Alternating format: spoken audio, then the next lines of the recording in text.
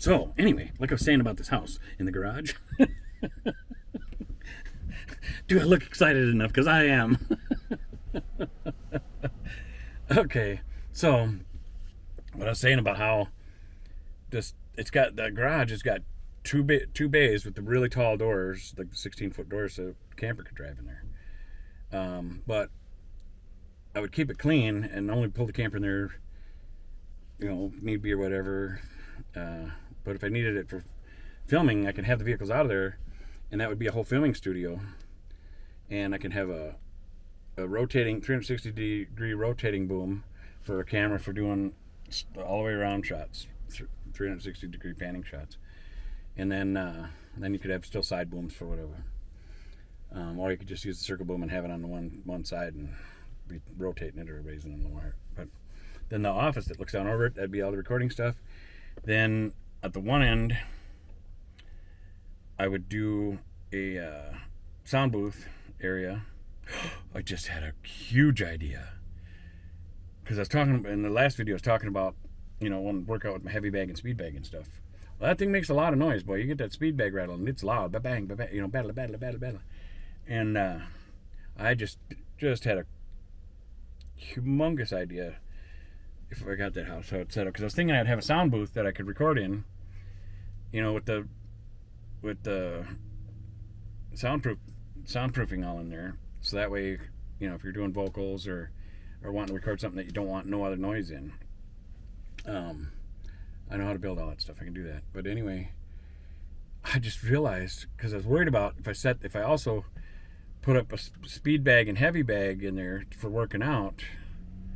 Because if I have that stuff set up, if I had a total gym in there and a speed bag and a heavy bag, I know I will get in, even though I'm an older dude, I know I can get in pretty dang good shape. Because I'd be doing it in shorter spurts, until I built myself back up again. But when it's there for me, I use it. And especially if it's in my regular everyday environment, But then what I just thought of, which is huge, is because it was so noisy, that speed bag, so my neighbors could all hear it. And when I was working out in the garage, they could hear that sucker rattling, boy. Cause I'd shake that place, especially with the heavy bag. I'd shake the whole garage banging on that heavy bag.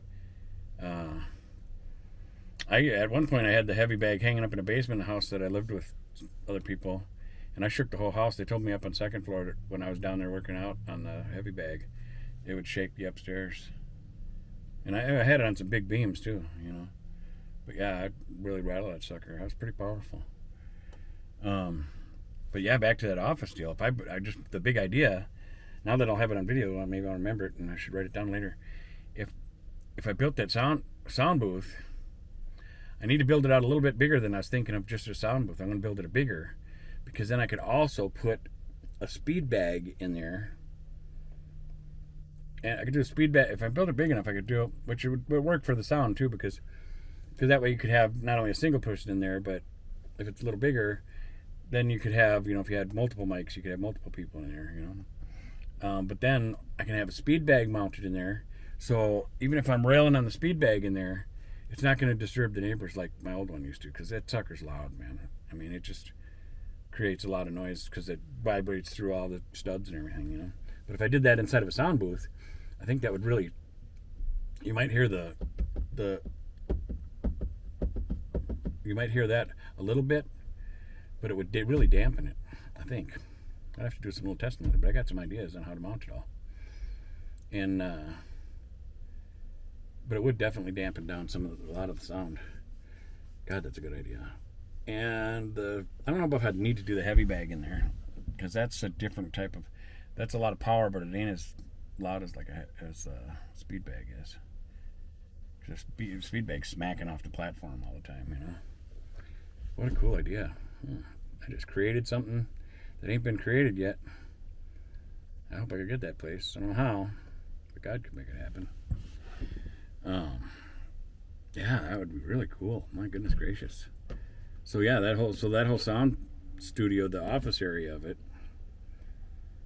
would have all the, all my electronics, my laptops, all that for editing, mixing, crossfading, and the sound booths with mics, and then behind where the main table is for all your controls, I'll have kind of like the booth in here, but a little different design, where I can have a pop-out table off the wall, so I can just close it down out of the way so the place still stays open. But then if I want to do a podcast or that upstairs without having to, I could do bigger ones down in the garage, and that I could set up just like, Oprah Winfrey, Maury Povich, any of those. I could set up a whole studio scene down there and do any type of big talk show like that if I wanted to. But then if I wanted to just have quick access for something smaller, I could do a podcast right in the studio and just have pop-out table for a smaller group, where it's more like an interview or conversation, kind of like a Joe Rogan kind of thing or whatever, But if I want to do something bigger, more of a production, that would be done in the garage bay area, But it's set up so perfect. It's already set up. The building part is already set up and laid out, and it's got in-floor heating in the garage. So even I could run it all year round, even in the winter, God, that would be just a great little house for business. Now, like I said before in the other videos, the house used to be somebody's cabin back in the 50s or whenever it was built. And it's on a little lake, and the cabin, or the house, then it was a cabin, but now it's a house, I guess. Still the same thing, but it's only 400 square feet. So the rooms got 2 bedrooms, and they're very tiny. So you got 2 bedrooms in the back side of the house, back here, and then in the middle, there's a bathroom here, and there's like across the hallway, there's a little utility, closet. There's the one closet for clothes or whatever, then a narrow utility closet that has a combination washer dryer in it, stackable. And then from the rest half of the house is right here is like the kitchen fridge area, and then there's an island with the stove on it at an angle. Then there's a fireplace over in this corner here, I think, and then there's the all right, no, I'm trying to think which way. I gotta remember which way the fireplace is now. Yeah, I think the fireplace. No, it's over this way, I think.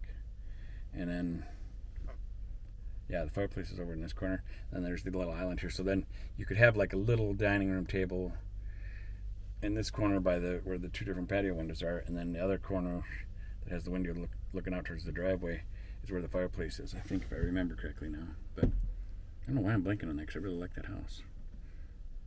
Yeah, that's where the fireplace is. I know it is. But it's really small, a little 400 square foot. But I don't need nothing big. I don't want nothing really big. Cheaper to heat in the winter and cheaper to keep cool in the summer. And God, that with the garage the way it's set up would just be perfect.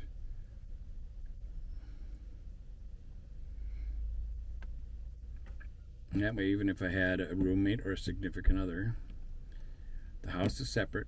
So even if I'm filming or working out, whatever, that is not disturbing the household because it's separate. Then they're split off from each other, not attached to each other. God, it's just a perfect little setup. And the cool thing about it that I like so much is I feel really at peace there. When I went, because the place has been vacant for a while. So when I went there one day and walked around the property, looked at it all, and then I sat down on the deck and just soaked it in. Yeah, it's a really cool place.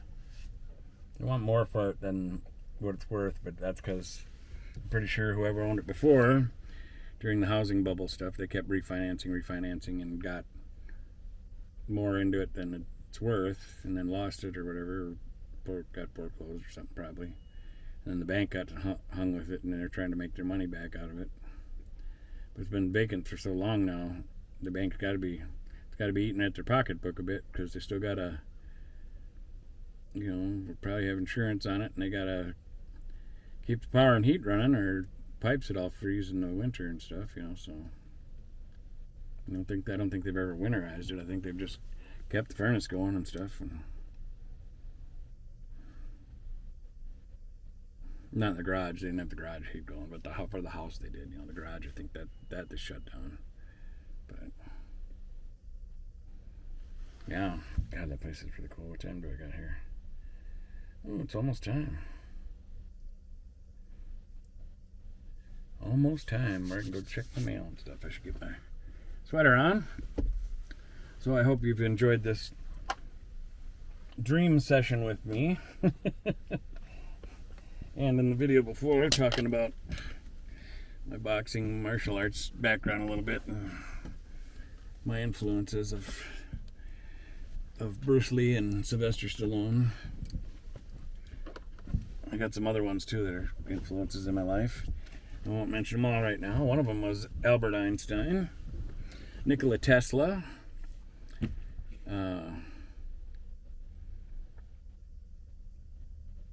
Alexander Graham Bell. A lot of people. I've really like knowledge. I really soak up a lot of knowledge.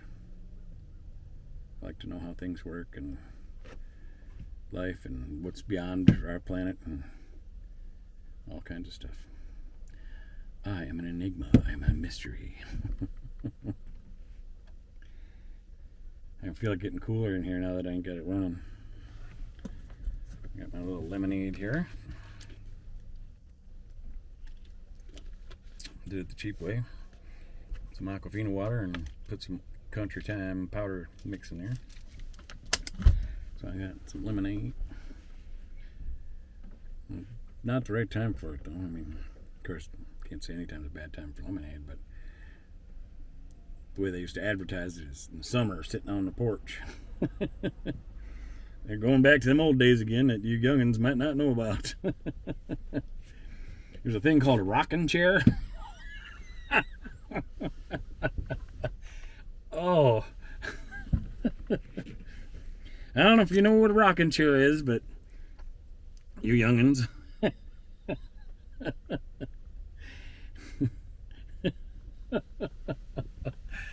Oh, that is funny. I ain't talking about the glider rockers. I'm talking about a real old rocking chair. Got the curves, so the whole thing kind of goes like this. Oh, that's funny. I don't know why that makes me laugh so much every time I think about getting older and I could talk about stuff that young people might not know what it is.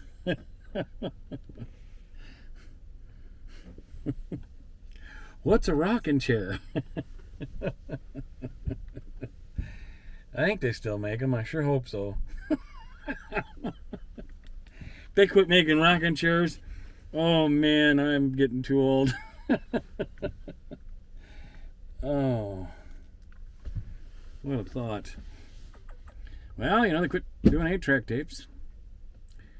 Well, they quit doing cassettes and phonographs. I'm surprised phonographs or LPs or that albums. They've stuck around, even though they kind of faded out a little while. But they're still in the mix. A lot of people still like their vinyl. There's still a little market for them. It ain't as big as it used to be. They used to be the biggest, back when like the 40s and 50s and stuff, had the 45 out singles that had a song on each side. And you got your bigger 33s that had the whole album, You young kids might not know that.